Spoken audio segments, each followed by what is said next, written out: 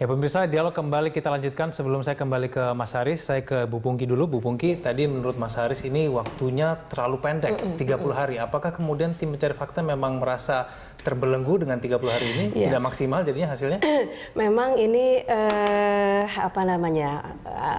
tindakan ini adalah tindakan responsif dari Kapolri untuk menindaklanjuti apa yang disampaikan oleh Haris. Nah, jadi merespon suara masyarakat seperti itu. Apalagi ini terkait dengan narkoba, dan narkoba merupakan musuh kita bersama. Nah, oleh karena itu dibentuklah tim pencari fakta. Nah, memang harus disadari ada keterbatasan terkait dengan waktu tadi misalnya ya 30 hari, tapi memang sebetulnya nggak sampai yang diharapkan untuk memperoleh hasil yang besar. Itu memang dibatasi 30 hari, mau nggak mau harus ketemu begitu ya? Tidak, intinya 30 hari masa kerja kita, dan itu bisa diperpanjang sebetulnya ya. Nah, tapi ini kita yang bisa kita laksanakan dalam 30 hari kita coba dulu. Nah, kita sudah melaksanakan, dan memang ini keterbatasan waktu 30 hari. Terus kemudian mandat informasi itu memang juga untuk melihat apakah memang benar ada pertemuan antara Freddy Budiman dan Haris. Kemudian juga ada hal-hal lain, misalnya masalah pledoi. Jadi dari pertemuan itu kan ada beberapa hal yang disebut. Jadi termasuk pledoi, terus kemudian aliran dana 90 miliar yang diduga disetorkan ke polisi atau pejabat tertentu di kepolisian, dan kemudian juga pemeriksaan terhadap video dan dugaan keterlibatan oknum-oknum aparat. Nah, ini yang memang menjadi mandat kami. Terus kemudian yang menjadi kendala kami juga adalah karena tentang waktu ketika Haris mendapatkan informasi dari Freddy Budiman hingga ketika Haris mengungkapkan kepada publik, itu kan ada jeda 2 tahun. Ini juga menyulitkan kami, karena kami memang sejak awal juga nggak menerima petunjuk awal yang signifikan sebagai dasar kami untuk mencari. Bu Pungki, tapi selama 30 hari itu dari tim TPF itu dalam kemudian memanggil saksi, memeriksa orang-orang yang terlibat itu, apakah betul-betul memastikan orang-orang yang terlibat di dalam dugaan tersebut? Apakah ada kesulitan atau tidak? Enggak, relatif tidak ada kesulitan, artinya kami bekerja sama dengan pihak-pihak terkait. Jadi misalnya ada beberapa orang yang ada di dalam LP, misalnya orang-orang yang terkait dengan kasus-kasus yang melibatkan Freddy Budiman, itu kami bekerja sama dengan Kementerian Hukum dan HAM, Dirjen Pas, dan kami mendapatkan akses untuk masuk dan kemudian bertemu dengan mereka. Selain itu kami juga bisa mengunjungi atau bertemu dengan misalnya pejabat-pejabat yang dulu pernah mendengar juga cerita ini. Katakan misalnya kami juga mengunjungi Pak Sitinjak ya, mantan Kalapas, untuk mendengar cerita dari beliau tentang kejadian itu. Tapi kalau menurut Mas Haris tadi jangan-jangan di wawancara ini lebih banyak di luar Polri begitu, sedangkan kan harusnya diselidiki itu dari Polri sendiri, Bu. Karena ini kan isunya kan narkoba ya, jadi kami juga lihat modus-modusnya. Misalnya untuk modus yang sama, katakan misalnya seseorang membayar atau seseorang memberikan uang kepada polisi. Ini kan kalau misalnya kita langsung ke polisinya tanpa ada informasi dari orang yang menyerahkan uang, itu kan agak sulit juga bagi kami gitu. Jadi kami juga mengumpulkan kawan-kawan yang tadi dalam satu perkara dengan Freddy, dan dari situ kami dengar keterangannya. Yang pertama kami dengar keterangannya adalah keterangan Latif, Joni Suhendra ya, adiknya Freddy Budiman. Nah, dari situ kami gali apa saja yang pernah didengar oleh Joni Suhendra, dan juga kami tanyakan apakah benar sih kakakmu almarhum Freddy Budiman ini pernah menyerahkan uang baik dalam sekaligus maupun kumulatif kepada pejabat tertentu di Polri sebesar 90 miliar rupiah. Nah, itu juga oleh Joni Suhendra juga sudah dibantah, nggak adalah uang sebesar itu, mengatakan seperti itu. Nah, terus juga kalau ada misalnya pejabat oknum-oknum yang nakal, mungkin bisa ditunjukkan namanya. Nah, dari situ ada nama-nama yang ditunjuk. Jadi kami memang menggali dari orang-orang itu, terus kemudian dari situ kami kejar ke aparat penyelidik dan penyidik Polri yang terkait dengan kasus Freddy. Saya ke Pak Nasir. Pak Nasir, kalau menurut Anda temuan dari TPF ini apakah sudah cukup meyakinkan, Pak? Iya, karena waktu bekerjanya singkat, tentu apa yang mereka lakukan menurut saya sudah maksimal. Ya, ini kan cara polisi menjawab keraguan-keraguan publik ya. Membentuk tim pencari fakta, sebuah mekanisme untuk kemudian menelusuri pengakuan ya, pengakuan meskipun orang yang mengaku itu sudah meninggal, ya kan. Nah, karenanya rekomendasi sebelum rekomendasi barangkali kerja yang dilakukan oleh tim pencari fakta dengan waktu yang singkat seperti itu, ya itulah hasilnya gitu loh ya. Kalau kita ingin lebih maksimal lagi, tentu waktunya harus diperpanjang. Kalau kita, tapi kan tergantung apa ya, niat daripada Haris Azhar misalnya ketika menyampaikan itu ke publik lewat media sosial, gitu loh. Jadi motifnya apa, ya niatnya apa, kan itu harus harus dijawab, ya kan. Meskipun memang sebahagian teman-teman di Komisi 3 juga menyayangkan kenapa Polri membentuk tim pencari fakta tersebut, ya. Menurut sebahagian teman-teman Komisi 3 itu kan namanya juga cerita busuk dari seorang bandit. Cerita busuk, ya, kalau busuk itu kan bau aja, ya kan. Kemudian juga barangkali udah bendanya udah nggak ada lagi barangkali, ya. Apalagi yang cerita seorang bandit, ya. Meskipun barangkali sebagian orang bilang yang penting kan pengakuannya, kan begitu, bukan soal busuk dan banditnya. Nah, karenanya apa yang dilakukan oleh tim pencari fakta dalam pengamatan saya, kalau saya lihat orang-orangnya, ya itu sudah cukup maksimal apa yang mereka lakukan. Pak Nasir, kalau misalnya tim pencari fakta kemudian berisi anggota yang lebih independen begitu ya di luar institusi Polri, apakah kemudian akan membuat perbedaan dalam hasilnya, Pak? Ya, kalau kita lihat kan ada juga yang di luar, misalnya Effendi Ghazali ya, kemudian ada Hendardi di dalamnya. Saya pikir kan karena ini adalah, karena apa? Karena yang mau ditelusuri, yang dicari fakta ini kan sebuah pengakuan di mana orangnya itu sudah nggak ada, gitu, sudah meninggal. Ya kecuali tim cari fakta mampu masuk ke alam barzah bertemu dengan Freddy Budiman, kan itu kan sesuatu, sampai Pak, kalau itu bahaya. itu kan sesuatu yang mustahil. Nah, jadi menurut saya memang responsif yang ditampakkan oleh Polri dengan membentuk tim pencari fakta, ya begini udah maksimal. Kalau lihat pengakuan seperti itu, orangnya sudah meninggal, kemudian juga itu hanya catatan seorang Haris Azhar, ya, tidak ada bukti-bukti lain, ya sudah maksimal yang dilakukan tim pencari fakta. Kecuali ada bukti-bukti yang banyak, kemudian yang mengaku itu masih hidup, itu baru seru. Ini nggak seru sebenarnya, nggak seru. Oke, baik. Saya kembali kepada Mas Haris Azhar. Mas Haris, kemudian ini tadi tim pencari fakta menyebutkan bahwa kemudian tidak menemukan petunjuk awal yang kemudian signifikan. Apakah kemudian ini menjadi salah satu cermatan Anda sehingga Anda meragukan ataupun tidak puas begitu dengan hasil dari TPF ini? Begini, kalau saya mau bilang puas nggak puas terlalu cepat lah ya. Saya cuma mau bilang bahwa apa yang didapat oleh tim Polri itu masih belum optimal. Ada banyak hal yang masih perlu ditelusuri gitu.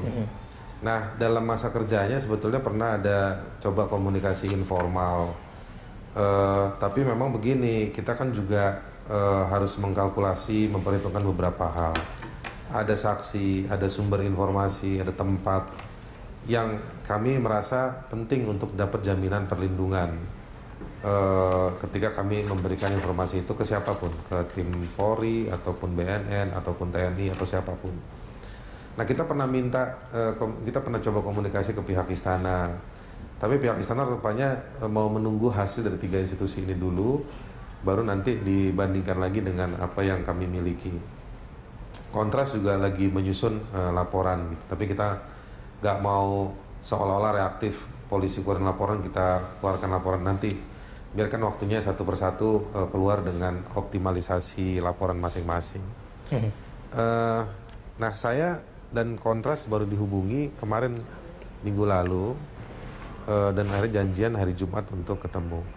Dan saya baru tahu di Jumat itu bahwa tim sudah berakhir hari Jumat itu kalau nggak salah, dan akan laporan pada hari Kamis kemarin. Nah, jadi saya nggak tahu. Saya tahunya bahwa betul ada upaya untuk mencari lebih jauh informasi yang disampaikan Freddy Budiman ke saya. Yang kedua, seperti kayak mau bersih-bersih lah di dalam Mabes Polri itu sendiri. Nah, kalau misalnya informasi Freddy itu disampaikan tidak terbukti, sekali lagi saya mau mengulang bahwa yang penting kan mencari modusnya, bukan mencari sekedar cara apakah uang itu benar ada transfer dari Freddy Budiman kepada pihak tertentu atau orang tertentu. Saya pikir kejahatan narkoba itu tidak seperti itu alur uang atau alur kenikmatan. Yang disampaikan Freddy kan akumulasi dari jumlah Mas Haris, harga yang kalau dihitung-hitung oleh dia sekitar 90 miliar. Baik, Mas Haris, kalau memang betul bahwa hasil yang didapatkan oleh TPF ini belum maksimal, tapi kemudian kan TPF sudah kemudian mewawancari sejumlah orang, saksi-saksi kemudian sudah diperiksa. Apa kemudian menurut Mas Haris yang kemudian mereka harus lakukan lebih begitu ya, supaya hasil yang kemudian didapatkan ini lebih optimal, Mas Haris? Satu, kalau misalnya dari rekomendasi yang ada, ya harus dipenuhi rekomendasi itu, ditindaklanjuti. Misalnya sudah menyebut satu inisial, dan inisial itu ya dilihat lebih jauh orang tersebut gitu. Lalu ada beberapa rekomendasi lain. Yang kedua, saya pikir terkait dengan kejahatan yang berangkat dari keterangan Freddy, itu bisa dibangun lebih jauh informasinya atau alat bukti untuk dicarinya.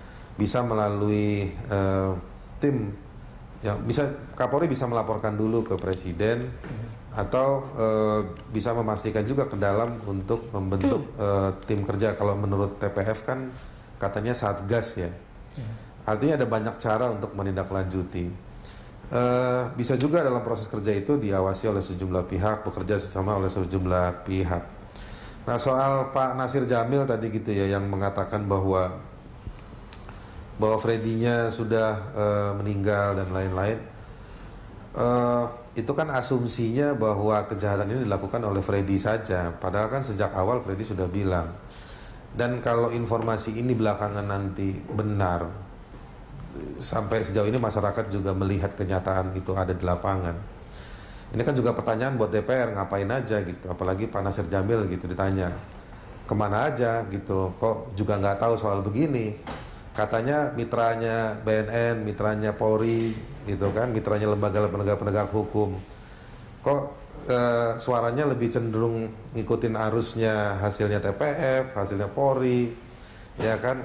Terus tugas-tugas konstitusionalnya mana untuk ngawasin pemerintahan, gitu. Jadi orang tambah curiga aja nih, DPR kok begini gitu. Justru kami juga curiga dengan Anda, Rizal. Jangan Anda curiga dengan kami saja. Masa Anda bisa curiga sama kami nggak bisa curiga dengan Anda. Jangan-jangan karena kalian nggak suka dengan hukuman mati, lalu kalian lemparlah isu seperti ini. Oh enggak. Oh enggak, oh syukurlah kalau ini enggak. Bukan soal hukuman mati. Enggak, mungkin ini saja. Soalnya kan saya nggak tahu niat Anda itu menyampaikan itu apa, kan nggak tahu. Hanya Tuhan yang tahu.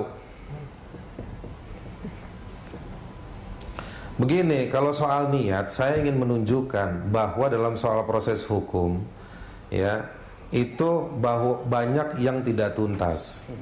Kita pelajari, saya bukan pelajarinya pasca saya ungkapkan ke publik. Sebelum saya ungkapkan ke publik 2 tahun itu kata orang banyak kenapa didiamkan, saya nggak diam.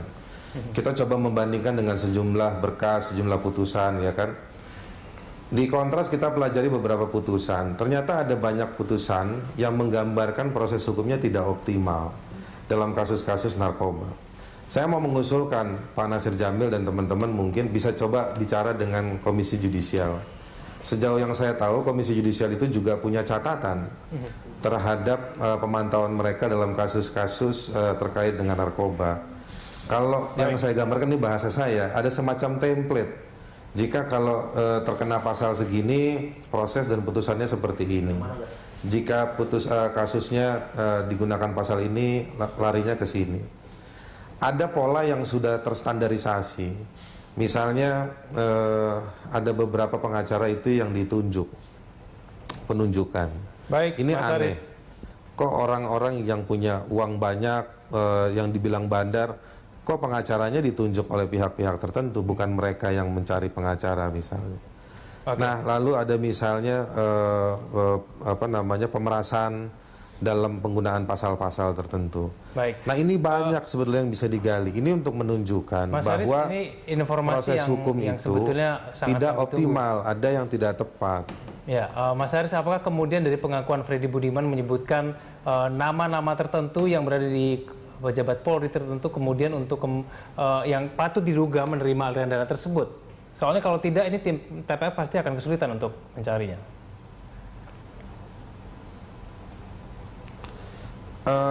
Kalau Anda cari bukti langsung, itu ya tidak ada. Tapi kalau mau melihat bagaimana kasus-kasus Freddy ditangani, beberapa kasus-kasus narkoba ditangani, itu sebetulnya ada banyak informasi-informasi yang bisa dilihat lebih jauh. Baik. Gitu. Soal ada beberapa saksi yang memberikan keterangan-keterangan, tetapi kita nggak melihat bahwa ada rekomendasi dari putusan pengadilan atau kita cek di beberapa pemberitaan, tidak ada proses hukum terhadap yang sebagian dari kelanjutan dari informasi yang muncul di pengadilan. Oke. Baik. Nah itu yang muncul di pengadilan ya udah berhenti di situ. Yang penting sekedar ada yang dihukum selesai, kira-kira begitu. Oke, baik. Saya kembali kepada Bu Pungki. Bu Pungki, kemudian tadi Pak Haris Azhar tadi menyebutkan mengenai jaminan perlindungan. Ya. Kemudian para saksi-saksi kemudian ditanyakan, betul nggak nih dijamin mereka keselamatannya ketika mereka menyampaikan kesaksian tersebut? Jangan-jangan mereka punya kesaksian tapi kemudian tidak disebutkan ininya. Ya, betul. Jadi kami juga menyadari bahwa ada risiko-risiko atau ada hal-hal yang mungkin dikhawatirkan akan membahayakan orang yang memberikan informasi. Nah, oleh karena itu tim gabungan kemudian memberikan rekomendasi agar dibentuk atau ada perkap atau ada peraturan yang memberikan jaminan perlindungan kepada orang-orang. Itu yang ditanya kemarin sudah dipastikan, Bu, ya mereka tahu mengenai itu ya. Iya. Jadi kita sampaikan jangan takut-takut karena ini tim, dan kemudian ada jaminan dari Kapolri bahwa semua informasi akan orang yang memberikan informasi akan dilindungi, dan kemudian juga dengan cara seperti ini mereka kemudian bisa memberikan informasi-informasi secara bebas kepada kami. Nah, oleh karena itu juga kami menyadari dari pengalaman yang kami lakukan selama 1 bulan ini, maka kami merekomendasikan bahwa perlu ada dibentuk jaminan perlindungan. Nah, selain kepada Polri, kami juga mengharap nanti Polri dan Lembaga Perlindungan Saksi Korban kemudian bisa bekerja sama untuk menyusun standar perlindungan terhadap saksi atau korban terkait dengan kasus-kasus narkoba. Baik, saya akan kemudian berikan kesempatan kepada Pak Nasir untuk memberikan tanggapan. Namun kita harus jeda dulu, pemirsa, penonton akan segera kembali.